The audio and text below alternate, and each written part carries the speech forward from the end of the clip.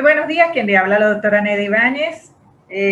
Bienvenidos todos a nuestro nuevo programa en la Red de Investigadores Latinoamericanos de Administración y Gerencia, hoy 20 de diciembre de 2020. Nuestro programa de interés gerencial sobre el tema del modelo de la quíntuple hélice como modelo de racionalidad para el análisis de las propuestas viables de la economía post-pandemia. En este momento nos acompaña la doctora Evelyn Martínez, el doctor Eduardo Ortigosa, el doctor Guillermo Marín, el profesor maestro Roberto de Luna, el profesor maestro José Nacianceno, doctor Rubén Castillo y por supuesto nuestro coordinador ejecutivo, el doctor Miguel Mujica, a quien le dejo entonces la palabra. Adelante, doctor Mujica. Buenos días a todos. Una vez más, bienvenidos a nuestra actividad de la Red de Investigadores Latinoamericanos en Administración y Gerencia. Hoy, 20 de diciembre del año 2020, estamos aquí, reunidos una vez más para hacer nuestra actividad, que es la discusión de algunos tópicos interesantes. En este caso, vamos a continuar con el tema de discusión, el cual hemos venido llevando a cabo en estas últimas semanas. El tema que hemos venido discutiendo es el siguiente: el modelo de la quíntuple hélice como modelo de racionalidad para el análisis de las propuestas viables de la economía post-pandemia, parte 2. Vamos a considerar la parte 1 de la última semana. Esta sería la parte 2, donde vamos, una vez que ya se han emergido algunas propuestas bien interesantes de algunos de los participantes, miembros investigadores de la red, tales como la propuesta por el doctor Eduardo Ortigosa y del doctor Rubén Castillo, de México y Venezuela respectivamente. Vamos nosotros a continuar en qué medida podemos dilucidar o colocar sobre el tapete algunas de estas propuestas, materializando lógicamente ya algunos aspectos para llevarlos a la práctica, sobre todo de nuestros espacios académicos, que son nuestras universidades en las cuales estamos adscritos. En este sentido, también nos acompañan hoy, vamos a visualizar acá, tenemos a la doctora Evelyn Martínez. Ella está desde Estados Unidos, San Antonio, Texas, nos acompaña. También tenemos a la doctora Neda Ibáñez de Castillo, desde Valencia, Estado Carabobo, Venezuela. Tenemos también por acá al profesor José Nacianceno, desde Italia, también nos acompaña. Y esto nos permite estas reuniones virtuales en tiempo real y de cualquier parte del mundo. Tenemos también al profesor maestro Roberto de Luna, desde aquí de México, también nos acompaña acá, también miembro activo de nuestra red. Tenemos también al doctor Eduardo Ortigosa, de aquí de Ciudad Juárez, investigador, empresario, también ejecutivo empresarial, consultor, que también nos acompaña de aquí de México. Igualmente al doctor Guillermo Marín, investigador, profesor, también universitario, y que también está aquí residenciado, vive aquí en Ciudad Juárez, México. Y tendríamos también al doctor Rubén Castillo de Valencia, Estado Carabobo, Venezuela, miembro, investigador también, y miembro también del sector empresarial venezolano. Y realmente para nosotros es un orgullo de que estemos congregados todo este grupo de investigadores para hacer estas discusiones. Vamos a iniciar, en primer lugar, la actividad con la presentación o exposición de las ideas, partiendo, tal como dijimos, de los que han propuesto o han realizado las propuestas iniciales en relación a cómo pudiéramos, partiendo del modelo de la quíntuple hélice, llevar a cabo o dilucidar algunas propuestas para la problemática que se presenta para nuestras economías. Bueno, adelante. Dijimos, doctor Rubén Castillo. Buenos días a todos. Muchas gracias nuevamente por esta oportunidad en este espacio de la red que nos permite intercambiar estas opiniones y discutir los temas que involucran a la economía y a las organizaciones y a la gerencia en general. La semana pasada discutimos las 5 hélices del modelo de análisis y dentro de esa discusión una de las cosas que yo decía es que como modelo está muy bien, bien configurado, pero que yo creía que habían otros modelos más completos y que una de las formas, en mi opinión, de enriquecer el modelo de la hélice era agregar 2 hélices, era lo que yo proponía, agregar 2 hélices adicionales. Una de ellas es la hélice de la ética y otra la hélice de la espiritualidad. Y cuando yo propongo lo de la hélice de la ética, es porque considero que la ética debe, como filosofía de la moral, impregna todas las actividades del ser humano, igual de las organizaciones, y entendamos la organización como un conglomerado de personas, ya que organización sin personas no lo es, sino es un cascarón, o sería una entelequia que realmente no tendría ningún funcionamiento. La conducta de estos seres humanos es lo que va a condicionar la viabilidad a mediano y largo plazo de las organizaciones. Y cuando hablamos de la conducta, hablamos de la conducta moral y ética. Y yo les comentaba la semana pasada, e incluso ya hay una corriente que habla de más bien de responsabilidad social empresarial, de una responsabilidad moral organizacional. Y es porque sencillamente la moral ya no es suficiente con decir que hice un aporte para un colegio, hice un aporte para una mejora sino que va más allá y que esos aportes también tengan que ver con el cuidado de las personas, el no contaminar el ambiente, el no contaminar los ríos, aguas superficiales o subterráneas. Eso es parte de la moral. Y aquellas empresas que no engañan a sus clientes, que no engañan a sus consumidores, son las que van a tener una viabilidad a largo, o sea, van a ser sostenibles en el mediano y largo plazo. Por eso yo introduje ese elemento de la ética, porque creo que es muy relevante para considerarlo como una hélice adicional a este modelo. Y la otra hélice que yo comentaba era el tema de la espiritualidad. Y hacía la salvedad que no me refería únicamente a la parte religiosa, la espiritualidad, que como todo ser humano lo tenemos, pero es respetable por las diferentes manifestaciones que puedan existir en cada uno. Y cuando hablaba de espiritualidad, me refería, y sobre todo, en un momento de pandemia, y la discusión está proyectada para un momento pospandémico, en el momento en que ya todos estemos vacunados y haya una inmunidad colectiva, va a ser muy importante el tema de la espiritualidad. Y porque van todas las organizaciones, insisto, cuando hablo de organizaciones me refiero a los seres, al ser. Y el ser va a necesitar adaptarse a esa nueva realidad que va a ser distinta a la que veníamos trabajando o a la que estaba antes de la pandemia. Y esta nueva realidad va a llevar a que las personas involucradas en los procesos productivos o administrativos, bien sea público o privado, van a necesitar libertad de acción. Y eso, desde el punto de vista de la espiritualidad, es uno de los elementos, la libertad y la paz. Y una de las formas para poder desarrollar toda la capacidad creativa y de innovación que tiene el ser humano pasa por estos elementos. Pasa por la paz y pasa por la libertad. O sea, no se puede entender, sería mucho más complicado, mucho más difícil desarrollar todo el potencial si no se dispone de una libertad y para poder crear. Incluso superando todos los obstáculos que puedan existir, porque organizaciones hostiles difícilmente puedan ser organizaciones innovadoras.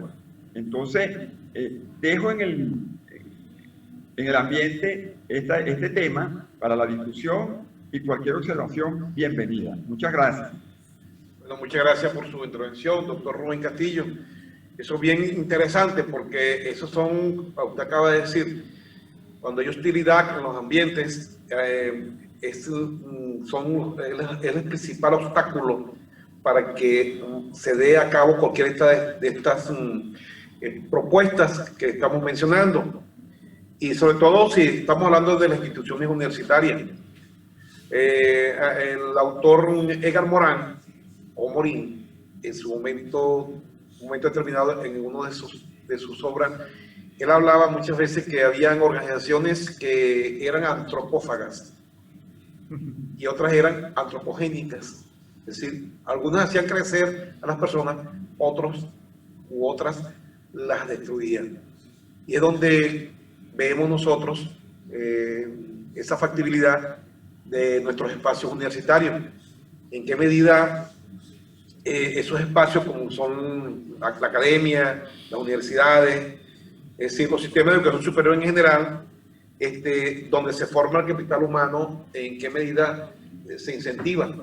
Es una cuestión que viene involucrada con las características culturales, ya sea de la localidad, de la región, del país en general. Y esa sí es una situación que también nosotros como universitarios tenemos que colocar en el tapete para los efectos de poder accionar.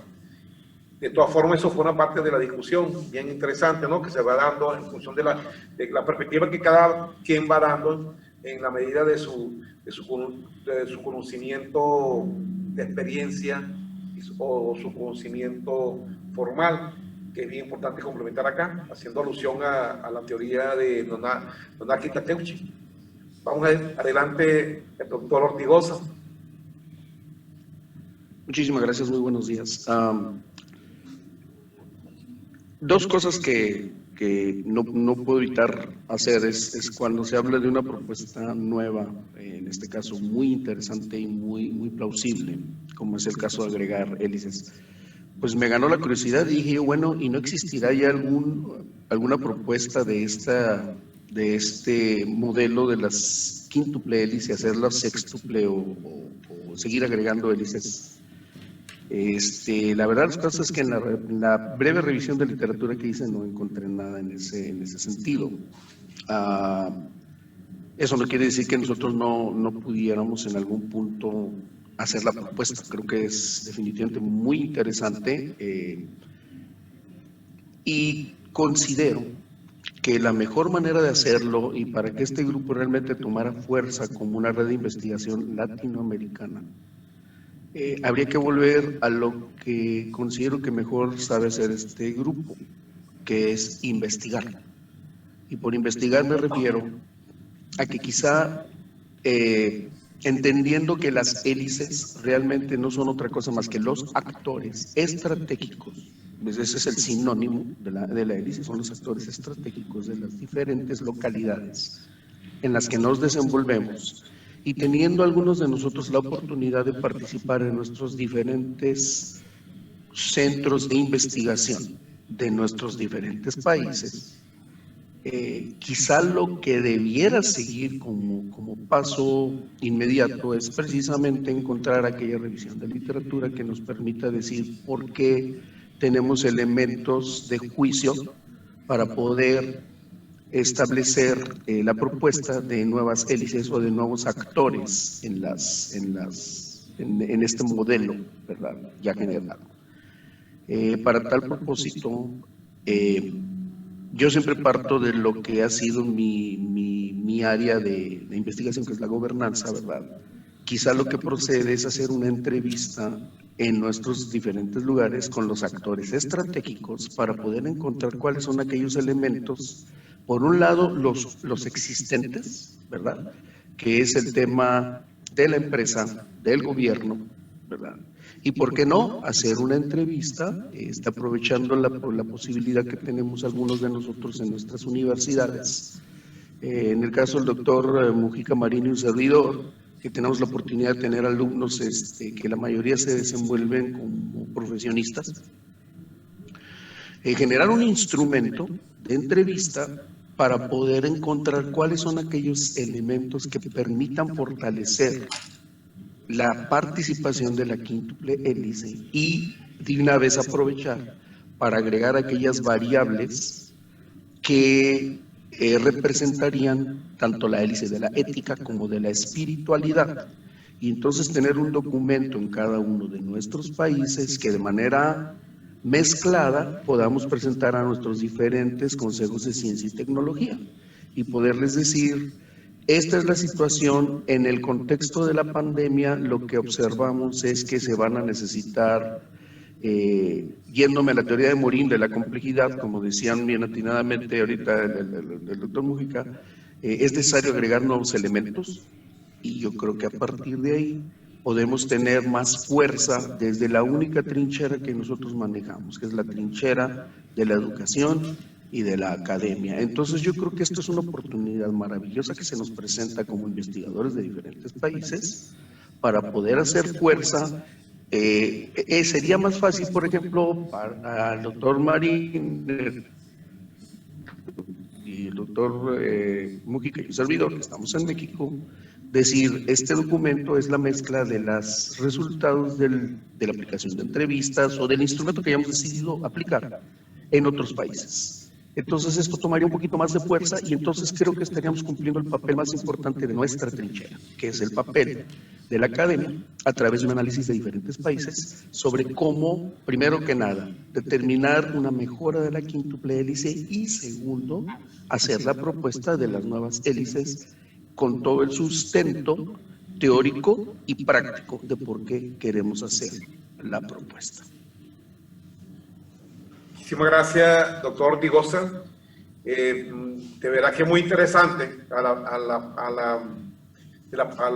vamos a decir, la propuesta que venimos ya teniendo en el tapete, iniciada la semana pasada por parte de usted y del doctor Rubén Castillo.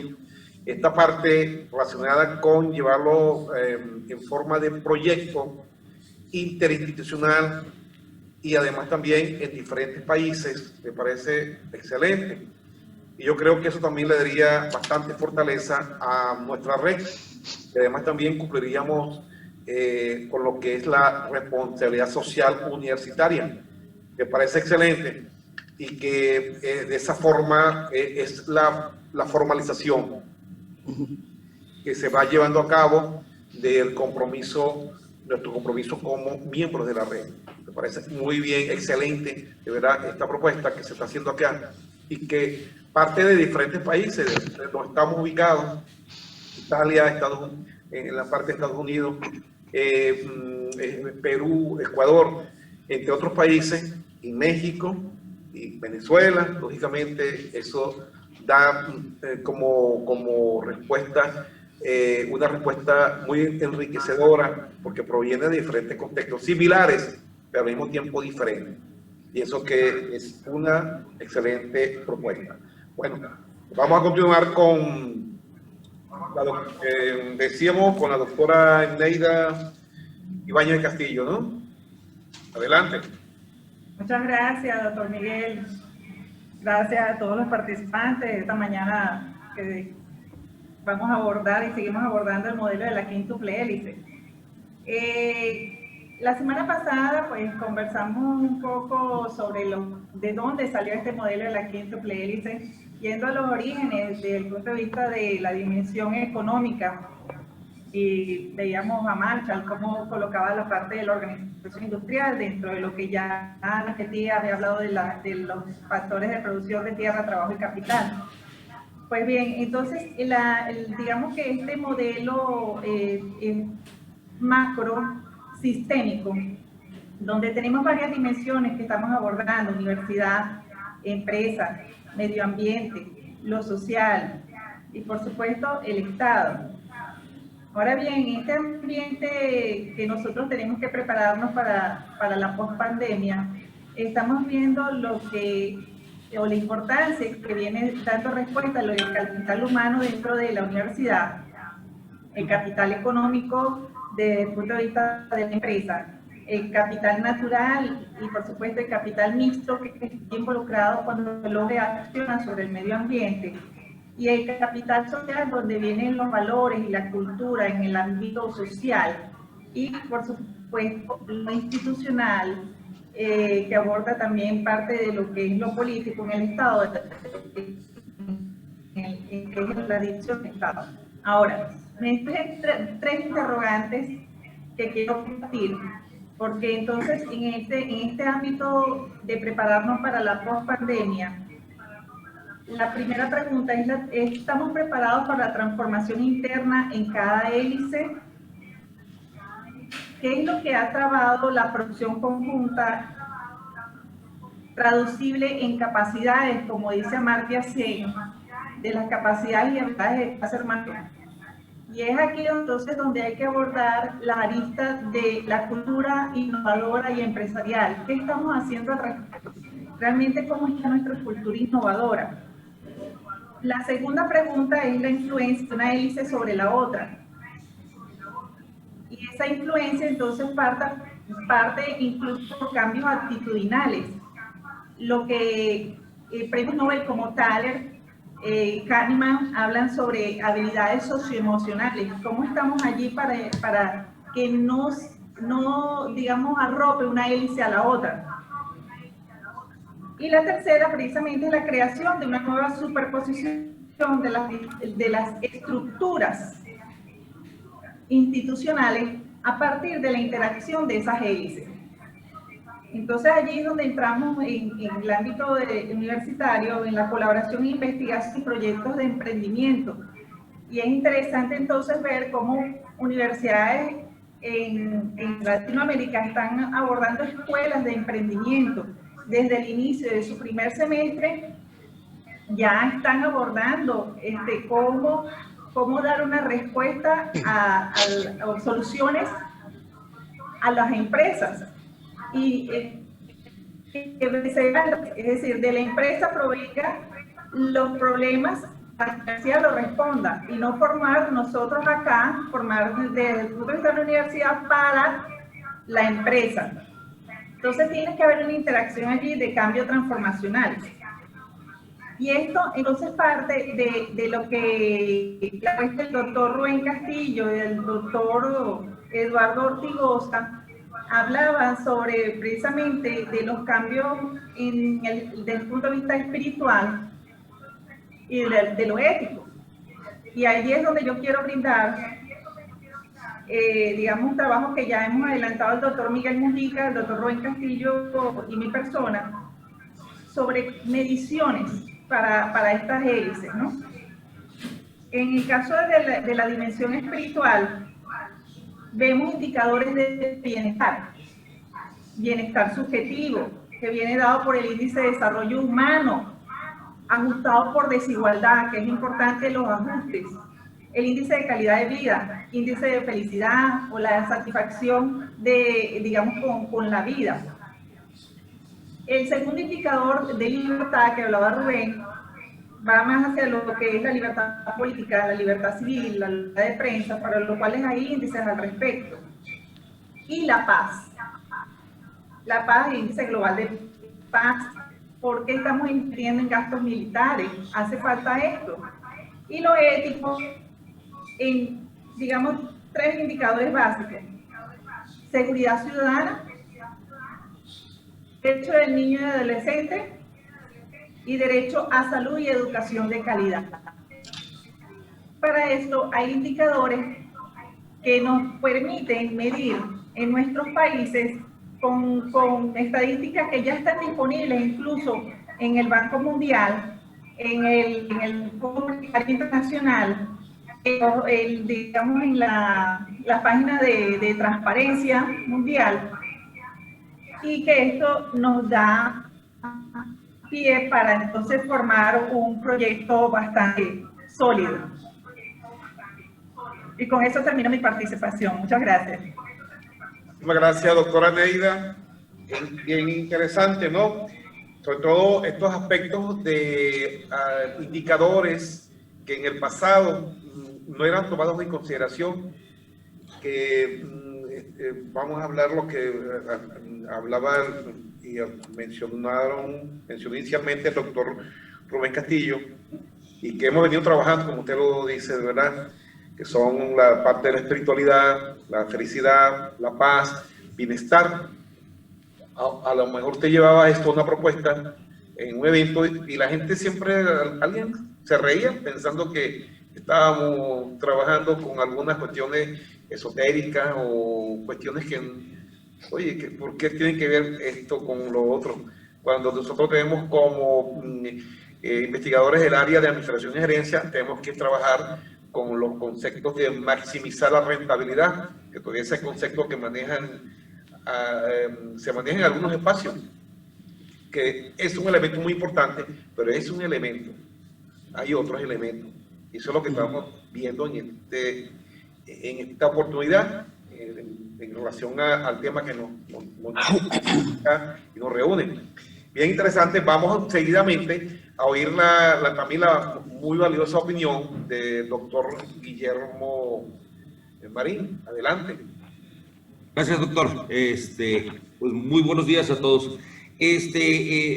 Ponencias muy interesantes todas, y quiero rescatar algunos puntos importantes. En la charla que tuvimos la semana pasada, terminando, se nos hizo muy interesante la propuesta de la hélice de la ética, puesto que en este modelo que estamos analizando no se contempla como tal. Sí creemos que hay una importancia verdadera en la inclusión de esta hélice. Y terminando el programa, tuvimos la oportunidad, el doctor Eduardo y yo, somos excelentes amigos, así es de que terminando, todavía nos aventamos hora y media, 2 horas de debate, porque entró tan finamente la propuesta que no podíamos nosotros dejarla en el aire y teníamos que discutirla. Y en esa discusión, bueno, surgieron algunos puntos que nosotros, o que en este caso quisiera yo plantearles. La parte de la ética, le comentaba yo al doctor, nosotros manejamos algo que se llama responsabilidad social. Las empresas responsables con la sociedad, retribuyendo de cierta manera algunos beneficios a la comunidad.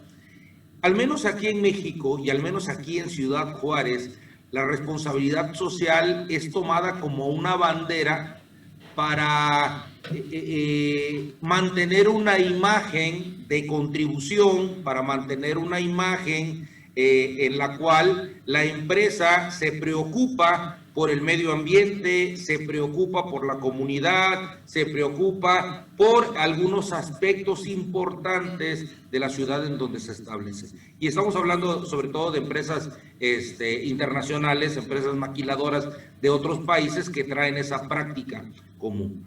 Lo interesante es de que muchas de ellas, y con la experiencia de lo que hemos trabajado el doctor Eduardo Ortigosa y yo dentro de estas empresas, esta responsabilidad social solamente permea hacia afuera, creando una imagen de una buena empresa, pero hacia adentro podemos ver cosas muy diferentes.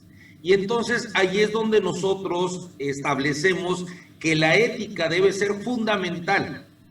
Aquí en México tenemos un dicho que se dice: el buen juez por su propia casa empieza. ¿Qué es lo que te mandata la ética? Pues primeramente crear condiciones dignas, propicias en el interior de la organización, para posteriormente, ahora sí, externar estas condiciones para que la comunidad también se vea beneficiada, o para que haya una imagen certera de lo que hay adentro. Pero muchas veces en las empresas que hemos trabajado hay un ambiente laboral adentro y una imagen hacia afuera. Y esto considero yo que es, o consideramos con el doctor, que es un elemento importante para poder determinar que la ética debe estar implícita dentro de los elementos de análisis en una organización empresarial. Y bueno, decantándonos en la ética, hablamos de una variable en la cual el doctor Ortigosa es experto y hace mucha mención de ella, que es la variable poder. Y entonces en la variable poder, la ética tiene un muro, la ética tiene un obstáculo a veces insalvable. Al menos dentro de nuestra cultura, el tener el poder, decía por ahí un expolítico ya muy buscado aquí en México, el poder es para poder. Sí, pero para poder hacer lo que según su conveniencia, no lo que la organización requiera. Entonces, sí, efectivamente necesitamos analizar, profundizar y trabajar en una propuesta tan interesante como la ética. Y yéndome un poquito a lo que decía la doctora Neida, creo que era esta función de las universidades. La mayoría de los que están en el poder pasaron por una universidad. Y bueno, ¿cuál fue la función de la universidad en cuanto a la ética, en cuanto al manejo de poder, en cuanto a la permisividad que debe de haber dentro de una organización? Todos los que están en el poder pasaron por una universidad, pero a veces la universidad se plantea tanto el hecho de darte las herramientas y las habilidades duras, ¿no?, para poder desarrollar un trabajo, pero nos hemos olvidado de las habilidades blandas, nos hemos olvidado de ese liderazgo transformacional, nos hemos olvidado de este tipo de liderazgo que apoya, que ayuda, que crece junto con la organización, precisamente para sanear mucho más a las empresas. Al final de cuentas, una empresa es un grupo de personas que persiguen un objetivo. Y el objetivo no debe estar peleado, por supuesto, con las utilidades y las relaciones humanas, ¿no? Creo que en conjunto se pueden realizar, pero con un liderazgo muy centrado, en donde la ética dentro de estas hélices pues forme parte de este elemento disruptivo que encauce acciones que lleven a la organización a convertirse en una organización humana, lo que mandata la quinta revolución industrial, el volvernos más humanos en las organizaciones bajo estos conceptos. Muchísimas gracias al doctor Guillermo Marín por su apreciación pragmática en relación al tema. Bien interesante, ¿no? De lo que visualizamos, lo que ocurre en la realidad, en nuestro espacio inmediato de percepción de lo que ocurre alrededor, y es lo que vemos en nuestras instituciones, sean sector educativo o sector productivo o cualquier otro tipo de sector. Y es la reflexión que nos lleva a todo ello, cuando dice en qué medida muchos o la mayoría o la totalidad de los dirigentes de los diferentes países han sido formados en instituciones. Y es lo que decían algunos autores, entre ellos, me repito nuevamente, Edgar Morán. Hay un dicho que decía en uno de un discurso de él, que generalmente se habla de la universidad como la casa que vence a las sombras. Y él decía en una parte por allá crítica que la sombra venció a nuestra casa.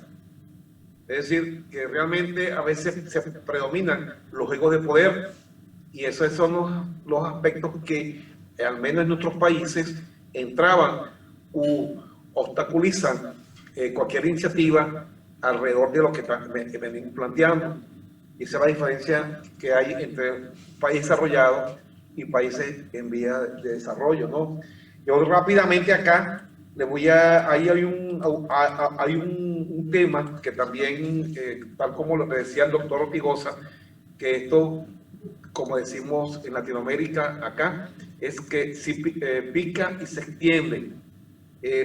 hay un tema bien interesante que pudiéramos tomarlo y que a veces lo tenemos como, lo metemos, lo guardamos y lo sacamos en las gavetas de nuestro escritorio, y es el tema de la competitividad sistémica, el enfoque de la competitividad sistémica, que inicialmente fue enunciado por un grupo de investigadores del Instituto Alemán de Desarrollo,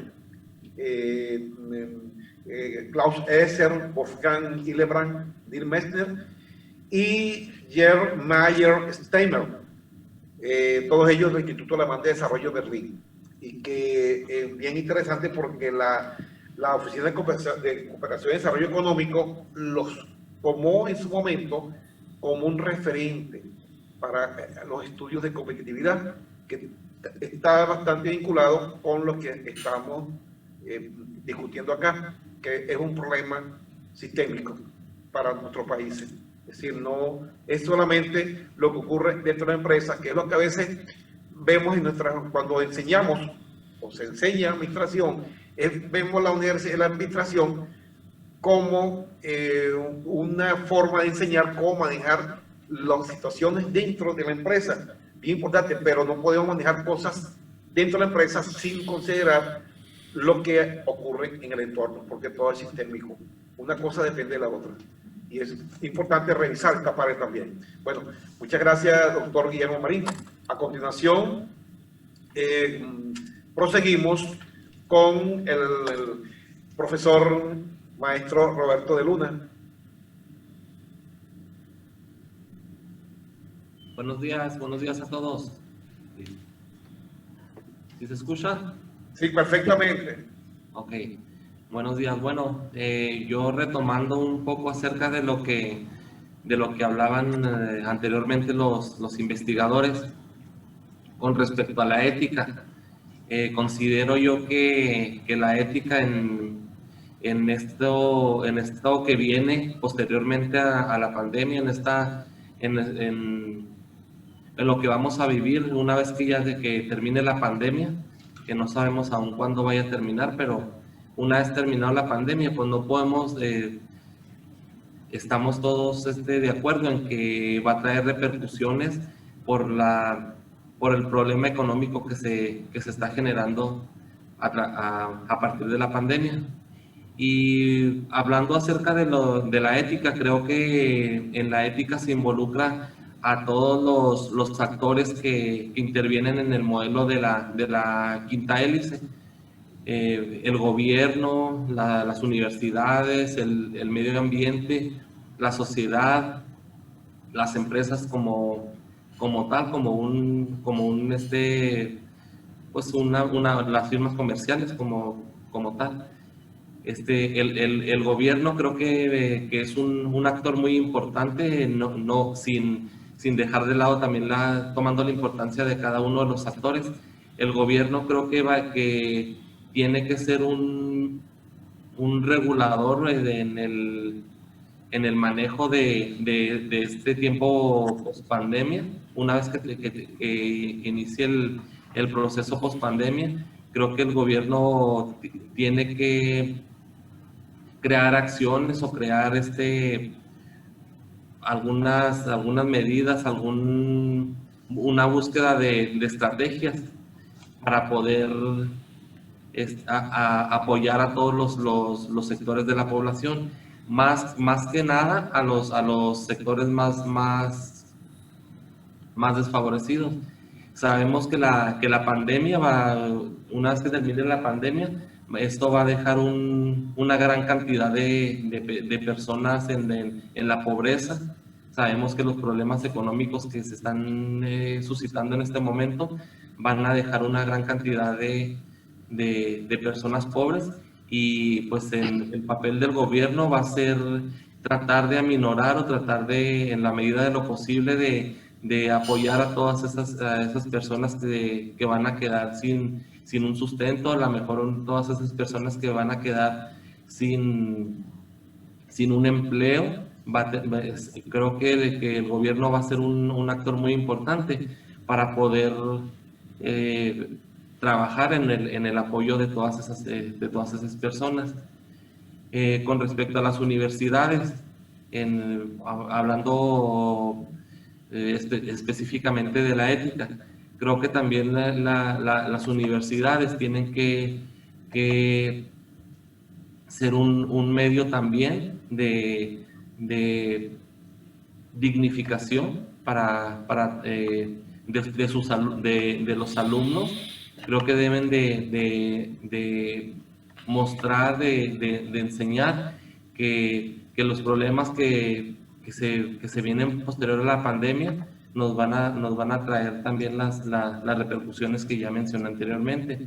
En ese sentido, creo que las universidades tienen que apoyar también en la medida de sus posibilidades a los alumnos, pero también enseñar en este sentido sobre la ética que tienen que seguir con respecto a esto de la pandemia. La sociedad, creo que la sociedad tiene un punto muy importante después de la pandemia, porque sabemos que la sociedad tiene que también tomar su papel en responsabilidad. Sabemos que los problemas también de la pandemia, o por lo menos en México, creo que los problemas de la pandemia azotaron a México de una manera muy, muy dura por algunos problemas que sabemos que tenemos como sociedad. Hablo de esto tomando en cuenta los problemas de alimentación, los problemas de salud, que son causados por la misma irresponsabilidad que a veces tenemos nosotros como sociedad. Sabemos que somos un país con un gran número de personas con obesidad, que somos una sociedad con un alto índice de enfermos crónicos degenerativos, de enfermos diabéticos, de enfermos hipertensos, y en ese sentido creo que como sociedad debemos de tomar nosotros nuestra responsabilidad y saber que nosotros podemos hacer mucho por nuestra salud. Creo que si la pandemia nos hubiera tomado en un momento donde nosotros hubiéramos estado un poco más preparados con respecto a una estabilidad de nuestra salud, creo que en México no hubiera sido tan fatal la cifra de personas que hubieran fallecido por causas del COVID.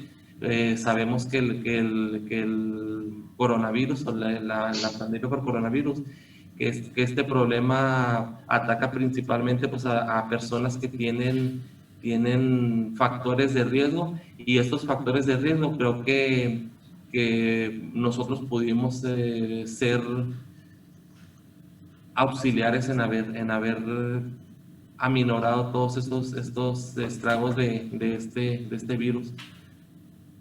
Con respecto a las empresas, también coincido con lo que mencionaron ahorita algunos de los investigadores, que la empresa va a tener que tomar su papel ahora sí que como responsabilidad, y no como lo decía el investigador hace un momento, no solamente ver la responsabilidad social como lo mencionaba, como una bandera para verse bien ante la sociedad, sino que de verdad las empresas se comprometan.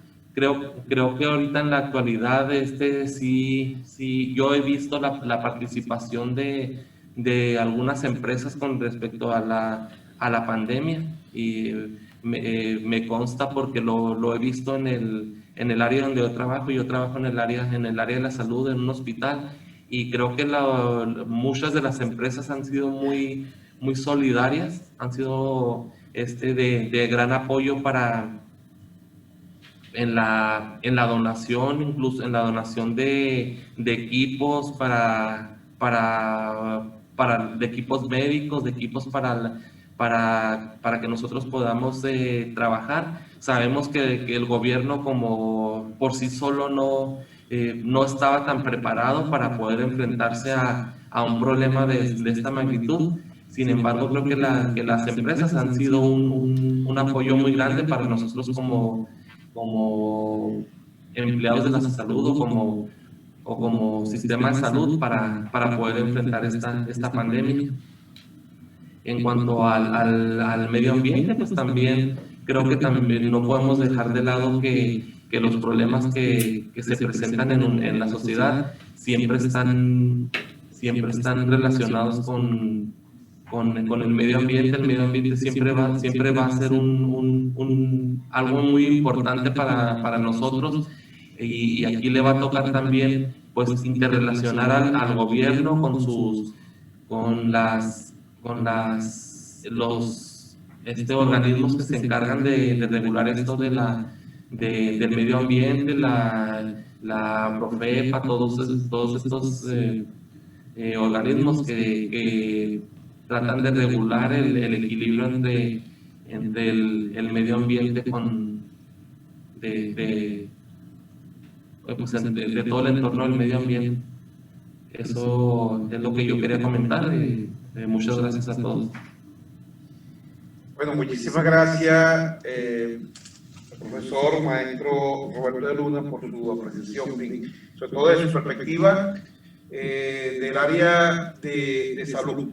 Es decir, es lo que ha visualizado en su contexto cotidiano, y es bien interesante porque igual que el doctor Guillermo Marín, cuando habló de esa realidad que uno vive de manera cotidiana y puede contrastar todo esto que estamos en este momento discutiendo, y qué se viene haciendo, cómo lo ha venido haciendo, cuál es esa realidad palpable del discurso oficial, gubernamental, del discurso de los empresarios y del discurso de los funcionarios que tienen a cargo el control de la pandemia. Bien interesante, ¿no?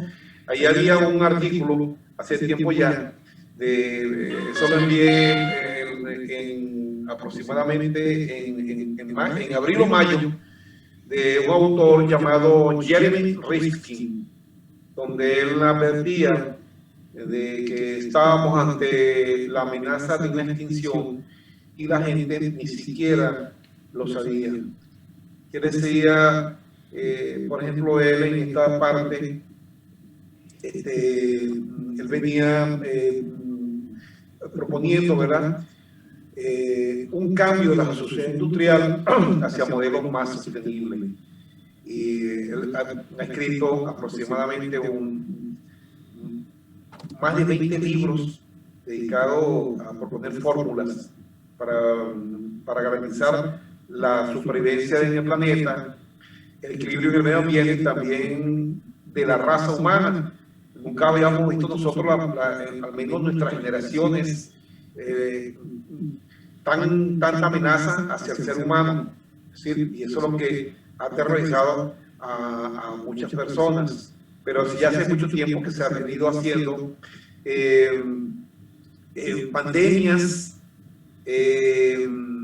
incendios, huracanes, inundaciones, y todo esto, entre ellos el recalentamiento, el incremento de la temperatura en la Tierra, que fue el origen, si buscamos la genealogía de la quíntuple hélice, de allí sale el problema del recalentamiento, entre otros.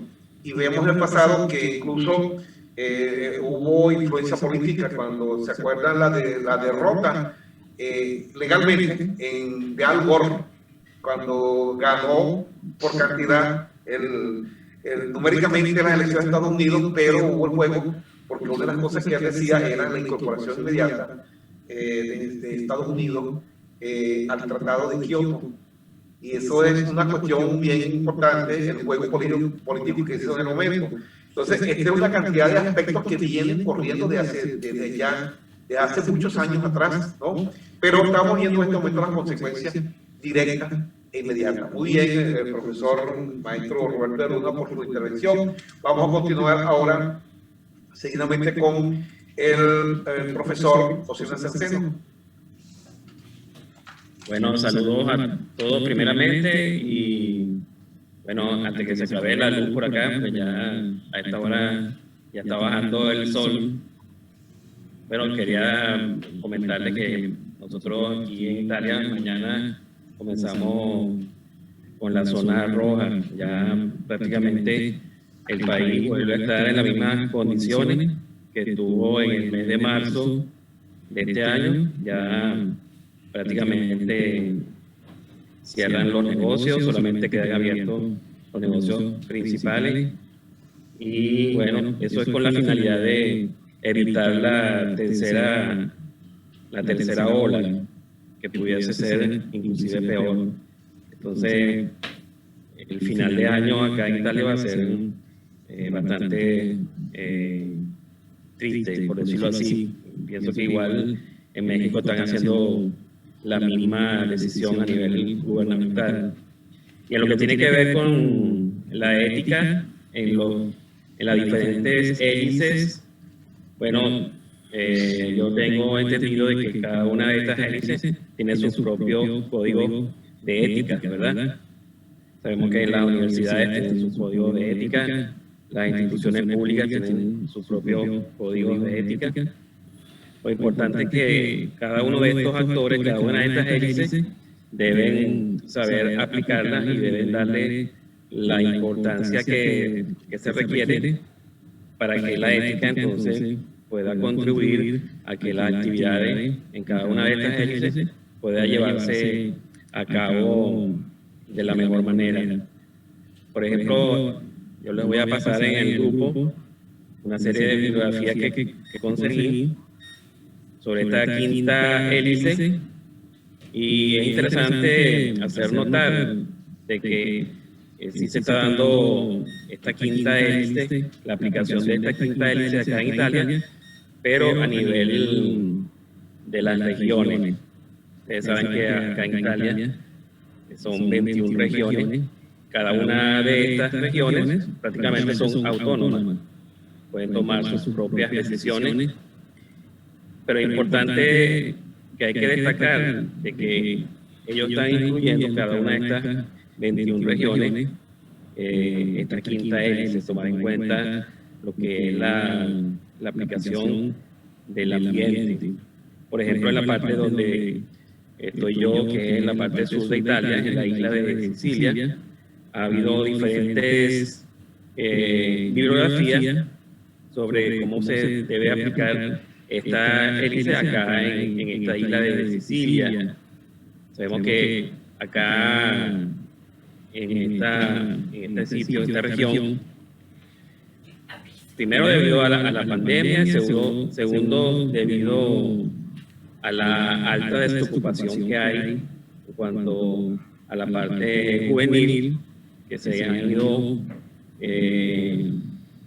mudando, por decirlo así, hacia otros lugares de Italia, y han dejado prácticamente a la isla con poca mano de obra para desarrollar las actividades agrícolas, que es la parte principal que se desarrolla acá en la isla. Sabemos que esta es una isla donde no cae nieve en ninguna parte, en ninguna época del año, solamente en el volcán, en la parte superior del volcán, pero es una isla muy bonita y todo el tiempo en una temperatura agradable. Y han habido indicadores sectoriales donde indica que aquí, prácticamente en esta isla de Sicilia, se puede aplicar esta quinta hélice, que es la parte del ambiente. Es interesante compartirlo posteriormente con todos ustedes. Y bueno, para hacerlo breve, esta es la participación que yo tengo para este momento.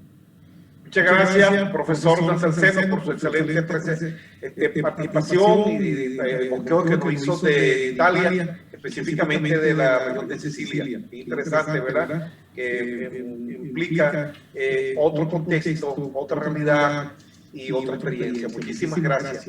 Vamos seguidamente a pasar con la doctora Evelyn Martínez Torres. Adelante. Muy buenos días y muchas gracias por esta oportunidad de poder compartir con estos amigos doctores, los compañeros de la red, excelente exposición de cada uno de ellos ante un tema de muchísima pertinencia, que es abordar la problemática actual en función del modelo de la quíntuple hélice. Yo debo dar excusas porque el no haber asistido a la clase anterior como verían los alumnos, bueno, evidentemente que no estoy en la misma sintonía. Sin embargo, creo que podemos hacer aportes en función a ello de alguna revisión y experiencia de lo que hemos trabajado. Cuando yo estaba revisando un poco el modelo, veía que muchos de los trabajos de investigación, de manera parcial, nosotros abordábamos los aspectos que de alguna manera contempla el modelo, que es la parte de gobierno, medio ambiente, universidad, sociedad y empresa. Los centrales, los tres primeros, considero que casi todas las investigaciones, cuando hablábamos de la parte inicial de las tres hélices, bueno, de alguna manera lo contemplaban. Lo interesante de este modelo es poder integrar estos 5 actores fundamentales de la sociedad para poder abordar problemas de investigación. Y por allí entonces yo me preguntaba, en las reflexiones de la literatura revisada, si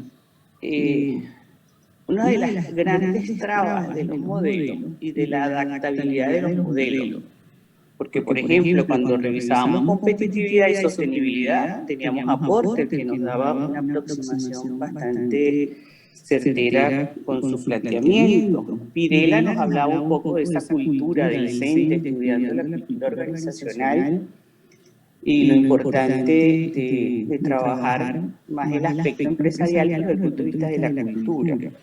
Y Atkinson, por supuesto, un estudioso de lo que es el ambiente y cómo se podía entender el ambiente como todo el elemento esencial que abordaba de una manera transversal toda la sociedad. Lo que a mí me parecía importante del modelo era precisamente que los contemplaba casi a todos. Y cuando ustedes estaban hablando de ética, yo me hacía la misma reflexión, el aspecto ético, ¿será que lo abordamos como una hélice o está de manera transversal en todos los componentes que estamos mencionando? Digo componentes porque realmente son los actores claves esenciales dentro del abordaje de la investigación. Y otra pregunta que también me hacía como un poquito de ruido era cómo darle viabilidad a abordar los problemas. Porque uno de sus grandes inconvenientes es la articulación para lograr los propósitos. Es decir, por ejemplo, la empresa, voy a tratar de abordar los tres esenciales que yo veía: gobierno, empresa y universidad, porque considerar que los otros dos los podíamos dar de manera transversal dentro de esos componentes. Uno de los grandes problemas para nosotros desde la universidad, que es la academia, la empresa, que es la que por supuesto se alimenta de esa formación, de esa academia, del conocimiento, y del gobierno, era integrar proyectos, que lográramos con esa integración impactar en la resolución del problema. Y allí había muchísima dificultad. En el caso venezolano lo vimos con la agenda industrial. Pasamos muchísimo esfuerzo, muchísimos años, realmente para hacer viable la propuesta, hacer viable el proyecto, lograr el interés de esos actores clave, que eso era prioritario. Yo me preguntaba en este momento si la agenda industrial hubiese seguido y tuviéramos resultado, la base estadística que tuviéramos en este momento, oye, nos permitiría hacer análisis de modelos econométricos, nos permitiría hacer análisis de solución de problemas, estadísticas bastante aproximadas de la realidad de este sector, porque evidentemente la pandemia, pospandemia, la gran recesión de la economía global, que evidentemente está impactando las economías mundiales, lo que se va a generar en los países del tercer mundo va a ser una cosa de consecuencias bastante grave. Es decir, hay un viejo dicho que no es muy agradable, pero yo a veces lo repito: cuando hay catarro en el norte, en los países del desarrollo, hay neumonía hacia la parte de la América Latina. Y eso me da alguna manera de, yo lo que hice fue tratar de reflexionar sobre el modelo y esa parte que ustedes trataron muy bien, la adaptabilidad del modelo, dada nuestra realidad. Porque si nos remontamos a la cuenca del Pacífico, han sido sumamente exitosos en muchos de estos desarrollos de las pequeñas y medianas empresas, pero sus condiciones fundamentales se basan en la innovación, en la creatividad y la forma de asumir los riesgos. Pero hay un elemento clave en esa parte del Pacífico, que es que sus ventajas comparativa aparece con una mano de obra extremadamente barata. En el caso de las realidades de América Latina son incomparables.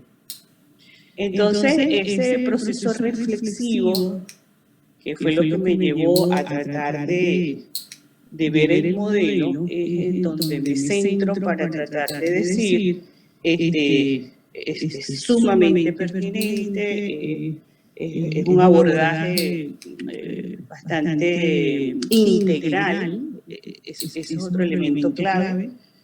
Las universidades tienen que trabajar de manera integral con el sector productivo y, por supuesto, con el Estado, tomando en consideración todos esos recursos naturales que sabemos que tienen un tiempo finito, y como tienen un tiempo finito, nosotros tenemos que trabajarlo desde el punto de vista de la ecología, de esa ciencia, que ya la economía tiene aportes fundamentales cuando trabajamos desde el ámbito de la economía ambiental.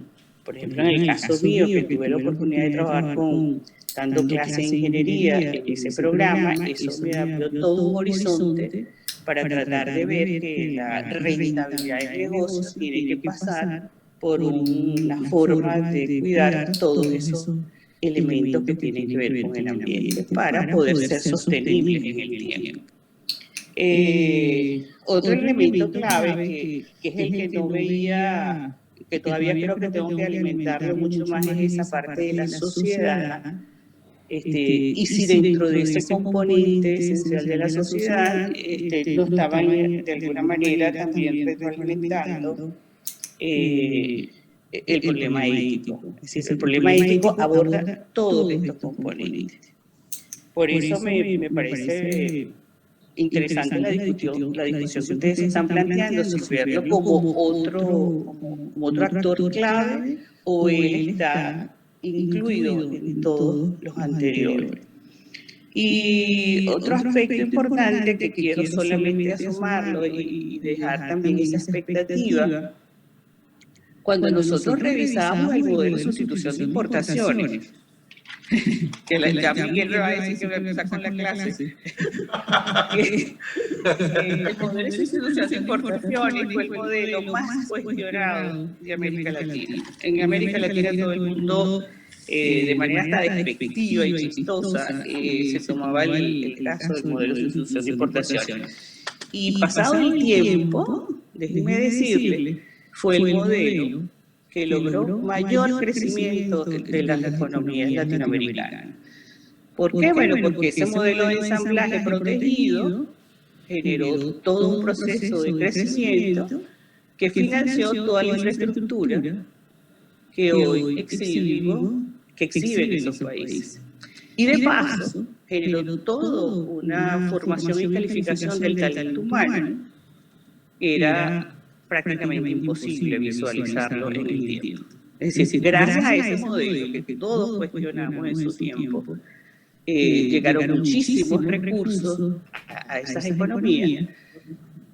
Evidentemente que no resolvió algunos problemas, o no resolvió algunos problemas estructurales, pero tuvimos una infraestructura. Estoy hablando del caso venezolano. En el caso venezolano hay toda una infraestructura que se pudo financiar a través de esa protección de incipiente, porque recuérdense que el crecimiento en algunos casos es amortiguado y en otros casos es mucho más dinamizador dentro del contexto de toda la economía. Entonces yo diría que ese sería como el gran reto que tenemos en el momento de hoy, a través del análisis de este modelo de la actitud crediticia. ¿Cómo abordar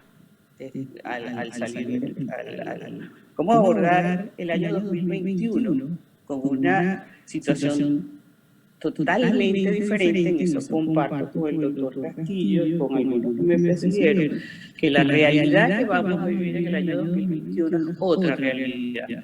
No pensemos nunca que vamos a llegar hacia atrás, sino hacia adelante. Pero también veo que esa universidad, bajo esa crisis o ese país o esa sociedad que está en esa crisis, que en el caso venezolano tiene una situación muy particular, que no me voy a detener, pero que ese talento humano, muchos se fue con la diáspora y otros están allá trabajando y empujando esa carreta. Yo creo que las grandes crisis generan grandes oportunidades. Y la universidad, con el sector productivo, y yo creo que hay alianzas también estratégicas que tendrán que abordar desde otros campos de acción muy puntuales, muy locales, muy regionales. Hay que seguir trabajando con la innovación, con la creatividad, con asumir el riesgo. Y yo hoy en día, el emprendimiento es una de las cosas que fortalece a las micro y a las pequeñas y medianas empresas para poder lograr impactar la pobreza. Yo la intervención de hoy la haré hasta allí porque me gustaría seguir trabajando con el modelo y seguirlos oyendo un poco sus planteamientos porque me han parecido muy interesantes. Muchas gracias, doctor Mujica, y a todos los que me precedieron. Bueno, muchísimas gracias, doctora Evelyn Martínez Torres, por su excelente participación y de verdad que me agradó esa evocación del tiempo pasado, del modelo de sustitución de importaciones, bien interesante, ¿no? Bueno, todos esos aspectos, fíjense cómo llegan nuevamente al tapete y que comenzamos a ver esa continuidad de procesos de enseñanza-aprendizaje al que fuimos sometidos y a los que estamos montados. Tenemos que comenzar a revisar muchas cosas que en algún momento se pensó que ya no se iba a volver a revisar. Esto se conecta con algunas discusiones que hemos hecho aquí en la Universidad Autónoma de Ciudad Juárez, en el espacio del programa doctoral en Ciencias Administrativas, y donde hemos discutido algunos aspectos relacionados con doctrinas económicas y que nos lleva a retomar esas discusiones que estarán cada día más presentes en nuestro espacio acá de este programa que tenemos todos los domingos. De verdad que vamos a ver, no sé en qué medida, si alguno quiere agregar algo más para cerrar ya, finalizando el programa. Si alguien quiere acotar, complementar. Yo creo, doctor Mujica, que con toda esta apertura de elementos que se fueron incorporando a la propuesta, habría que continuar todavía con el tema. Ya desde otro tipo de abordajes. Definitivamente ahí siguen surgiendo variables, siguen surgiendo nuevas propuestas de indicadores y Todavía tendremos tarea pendiente respecto a revisión de literatura para poder puntualizar esta propuesta inicial que hacía yo respecto al diseño de un instrumento que nos permita medir estas variables. Sí, yo detecto también ese mismo detalle. El modelo hasta ahorita, cuando hablábamos de la quíntuple hélice, hablábamos de personas o de actores. El problema es que estos actores no son individuales, están representados por instituciones. Y estas instituciones, a su vez, siendo una propuesta de modelo internacional, porque estamos hablando de varios países involucrados, tiene las variables propias, como decía bien nuestro querido maestro Italia, de la interpretación de la regionalización. Y comentó el doctor Marín, y coincido con él, que la variable poder tiene diferentes dimensiones en cada una de las regiones en las que manejamos. Esto se vuelve complejo, pero al mismo tiempo se vuelve un caldo de cultivo muy atractivo para nosotros que queremos de alguna manera profundizar en este tema de la quíntuple hélice. Y el modelo va apuntando a que una cosa es seguir trabajando con estos 5 actores representados por las diferentes instituciones en cada uno de los países, y todavía habría que ver el tema de cómo vamos a hacer el abordaje por región, por país.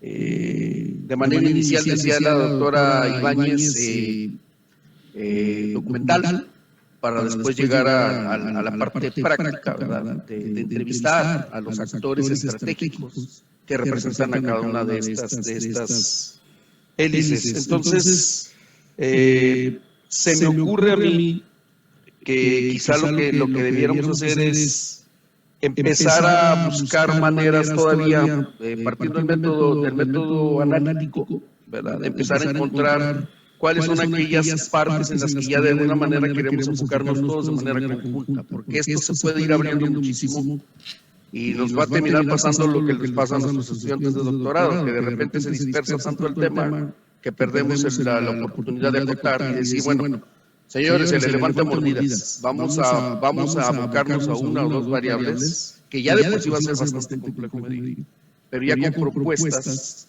sobre de qué manera lo queremos medir y qué abordajes le vamos a dar. Yo cada día me encuentro más con la idea, se me ocurre, de que este tema no va a poder ser meramente ni cualitativo ni cuantitativo, vamos a tener que encontrar un abordaje mixto, para encontrar la manera de triangular esta información. Y yo creo que esto se va a poner muy interesante para poder encontrar, primero que nada, definir las variables y, pues, evidentemente, como decía la doctora Ibáñez, ¿no? Dimensiones, indicadores, escalas. Y por otro lado, profundizar en esta parte de cómo desde nuestra trinchera de la educación trabajamos en el tema de la competencia. No, hemos hablado mucho de que los actores deben de, pero el único actor que tiene la parte del poder desde la perspectiva del conocimiento es la academia. Esa es nuestra trinchera más fuerte, está en precisamente desde la perspectiva del conocimiento dar el abordaje. Aquí hay un tema que es muy importante también. Para que la quíntuple hélice se pueda trabajar, hay que encontrar aquellos mecanismos de actitud que debe de tener cada uno de los actores para que pueda esto realmente integrarse en una forma que yo sigo insistiendo, que es la gobernanza, que no es otra cosa más que el interactuar de cada uno de los actores que componen estas hélices.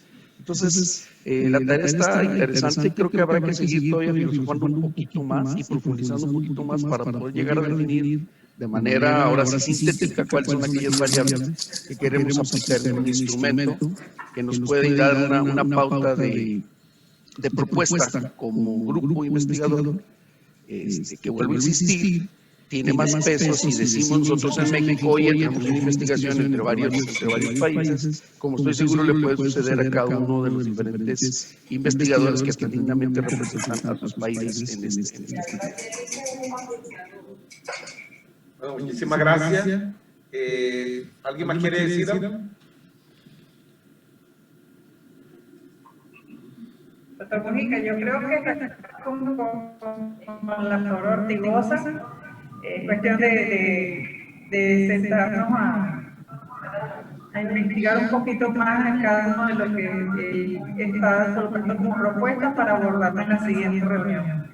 Muy bien, fíjese lo siguiente, bien interesante eso, porque fíjate que hay una cantidad de aristas, ¿no? Revisando algunas investigaciones al respecto que comienzan a darse la necesidad de continuar con las revisiones en vía, lógicamente, de propiciar una propuesta concreta y viable. Emergen algunos teóricos, entre ellos estaba viendo proyectos que coincidían de investigaciones, bueno, que ya se vienen llevando a cabo en diferentes partes del mundo, en Europa, en Asia, entre otros, incluso aquí en Latinoamérica, que han planteado algo que también me parecía que estuviese también, ya se hubiese quedado en el pasado, ¿no?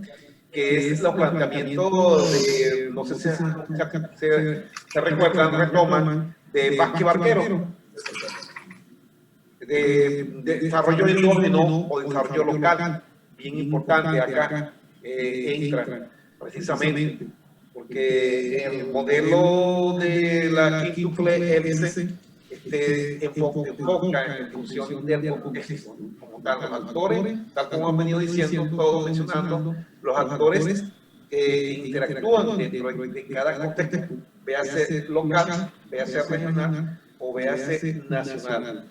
Y tiene que ver con lo que mencionamos anteriormente, lo que había expuesto el profesor Seno cuando trajo el modelo de Italia.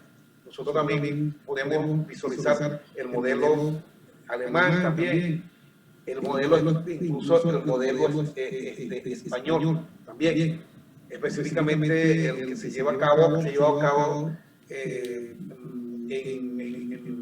Cataluña, en la región de Cataluña. Entonces, hay una cantidad de aspectos que se enfocan en la parte del desarrollo local, del desarrollo endógeno.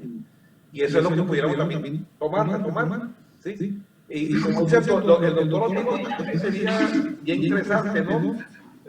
Sería la propuesta nuestra de REC, un modelo propio, revisando estos planteamientos que se dieron en su momento, en situaciones determinadas, pero que en este momento se hacen bien pertinentes, dadas las características de lo que nos ha traído la situación de la pandemia que actualmente afecta al mundo.